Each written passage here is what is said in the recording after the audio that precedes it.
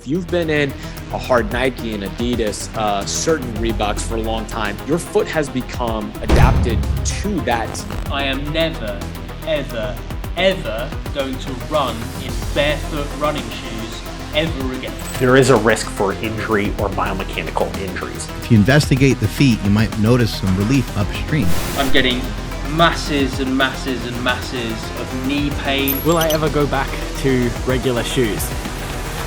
Probably not.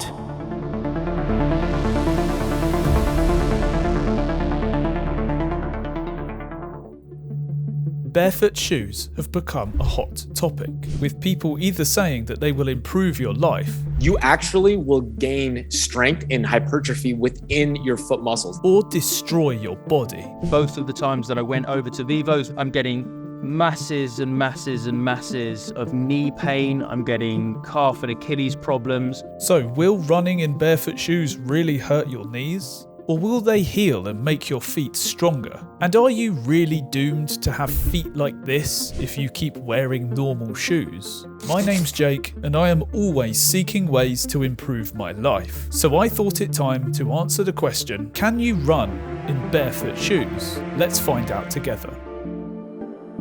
Before we can answer the question, can you run in barefoot shoes? We need to know the differences between barefoot and typical shoes. Barefoot shoes have minimal to no cushioning. Typical shoes range from some cushioning to extreme amounts of cushioning. Barefoot shoes have flexible soles. Typical shoes have stiff soles.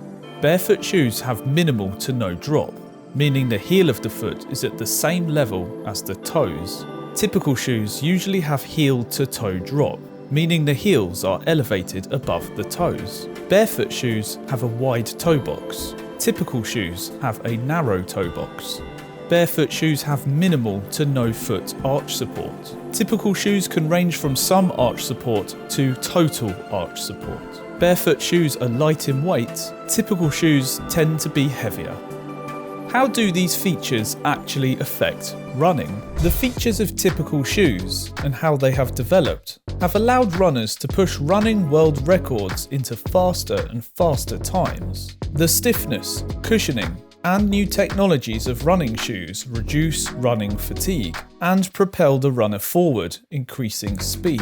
The added stability and support also reduces the chances for injury. In the 1950s, elite 5K runners were hitting times of around 14 to 15 minutes. Since the introduction of modern running shoes, these times have been obliterated and has now fallen to 12 minutes and 35 seconds. These features of typical shoes have played a crucial role in allowing elite runners to achieve such remarkable improvements. Given these benefits, why would anyone choose to wear barefoot shoes? Typical shoes can promote a heel strike running form, whereas barefoot shoes encourage a forefoot or midfoot strike, which can reduce the impact of the knees and the joints. Barefoot shoes can also help strengthen foot muscles and improve balance. As there is typically minimal to no cushioning in barefoot shoes, the muscles of the feet and legs are worked harder, resulting in muscle growth. The wide toe box allows the toes to spread out. This can enhance stability and reduce the risk of common foot issues such as bunions and blisters. The tight toe box of typical shoes tend to push the toes together, changing the shape of the foot over time. So if barefoot shoes can provide so many health benefits, why do people find it hard to transition to them? If you're not a healthy 20-year-old or 30-year-old fitness influencer who has an affiliate deal for barefoot shoes, it's not going to be the easiest thing in the world. Well, it just so happens that I am. Today, I'm sponsoring this video with my affiliate links. If you'd like to pick up a pair of Vivo or Lono barefoot shoes with a discount, then click that link in the description.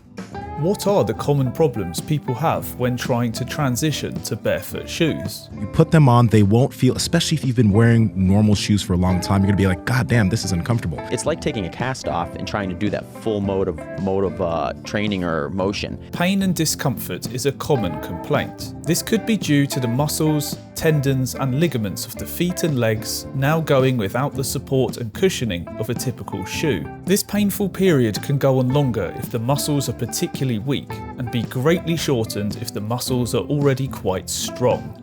Running can prove an even more difficult transition, as the forces put on the feet and legs are much greater than walking alone. This could mean that the transition to barefoot shoe running can be a slow and painful process, which can be frustrating for people who want to see immediate benefits. The risk of injury can increase for those who jump into the deep end. Without a slow, gradual transition to barefoot shoe running, the muscles, tendons and ligaments can be put under too much stress, causing injuries such as stress fractures, plantar fasciitis, which is inflammation of the heel, and Achilles tendonitis, which is inflammation of the Achilles tendon. Adjusting to a new running form can also prove another challenge. Barefoot shoes require the foot to strike the floor with the forefoot or the midfoot. If you have already spent many years running with a different form, such as hitting the floor first with your heels, this could take a long time to train out of.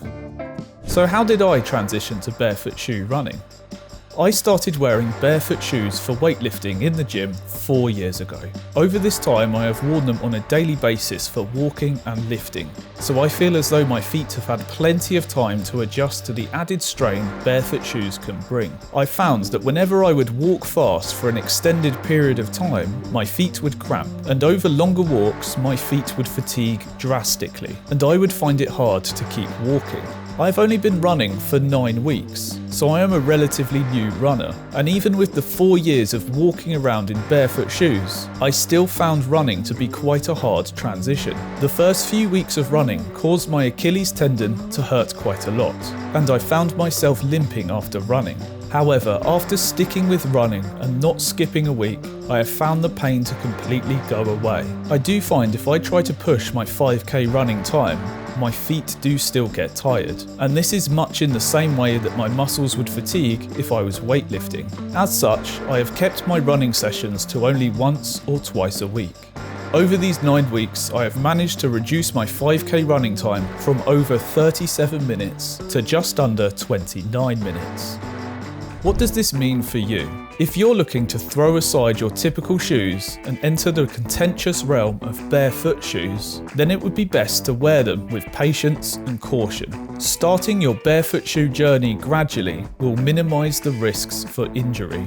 Start with small walks to allow your feet and legs to adapt to the reduced support and cushioning. Don't worry if there's some initial discomfort, as this means you are working muscles that need to be strengthened. If your feet get sore, take some days rest from barefoot shoes to allow your muscles to repair. When you have decided that it's time to start running in barefoot shoes, start with a slow pace, and if pain does occur, then go back to walking, or continue running with your typical shoes. Taking this gradual approach will ensure your muscles can strengthen over time and that you aren't held back by an annoying injury. If you want to see how I started my running journey in barefoot shoes and was able to go from limping to pushing for personal records, then click this video for more.